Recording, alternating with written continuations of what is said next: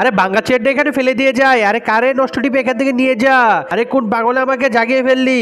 কে কথা বলতেছে? আশেপাশে তো কাউকে দেখছি না, একটু ভালোভাবে শুনে দেখি তো কে কথা বলতেছে। এটা কি টিভির মধ্যে দিকে একটা মানুষ? আরে তুই কে ভিতরে? আমি জিন, আমাকে তাড়াতাড়ি বাহির কর। তুই কে? আরে আমি তো একটা কৃষক, তুই আমাকে বাহির কর। আমি তোর তিন ইচ্ছা পূরণ করবো। তিন ইচ্ছা পূরণ করবে তোমাকে আমি কিভাবে বাহির করবো? পিছনে একটা সুইচ আছে, ওই সুইচটার ভিতরে টিপ দাও, তাহলে দেখবে আমি বাইরে হয়ে যাবো।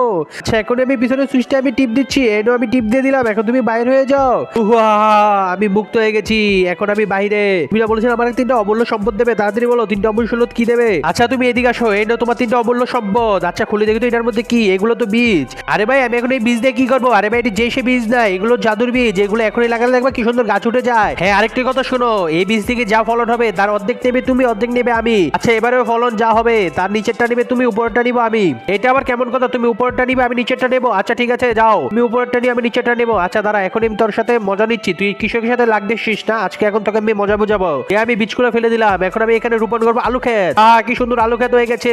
এই যে ভাই আমি চলে এসেছি, তাড়াতাড়ি আমার বাঘ বুঝিয়ে দাও। এই কি তুমি দেখি আলু ক্ষেত লাগিয়েছো? হ্যাঁ আমি আলু ক্ষেত লাগিয়েছি, এই নাও তোমার উপরে আলুর গাছগুলো। আর এখন নেবো আমি আলুগুলো। না না আমি কখনোই হার মানবো না, এবার যা হবে তার নিচেরটা নেবো আমি, উপরেরটা নেবো তুমি। আচ্ছা ঠিক আছে তুমি নিচেরটা নিও, আমি উপরেরটা নেবো। দাঁড়া তুই উপরেরটা নিবি নে, এখনই তোকে দেখাচ্ছি।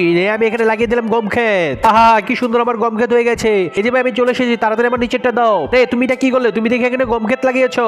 হ্যাঁ ভাই তুমি যাও ভাই, তুমি নিচের গুলা নিয়ে নাও, আর আমি উপরের গম গুলা নেবো। না না আমি কখনো মানুষের কাছে হার মানবো না। এবারে যা ফলন হবে উপরেরটা আমি নেবো, নিচেরটা আমি নেবো। মাঝখানে যা থাকবে তা তুমি নেবে। ও মাঝখানে যা থাকবে তা আমি দেবো? আচ্ছা ঠিক আছে আমি মাঝখানেটাই নেবো।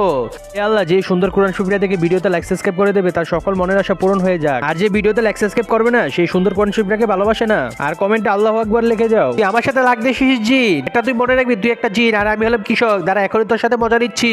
আচ্ছা ঠিক আছে এখন আমি লাগাবো ভুট্টা। কি সুন্দর ক্ষেত হয়ে গেছে আমার ভুট্টা।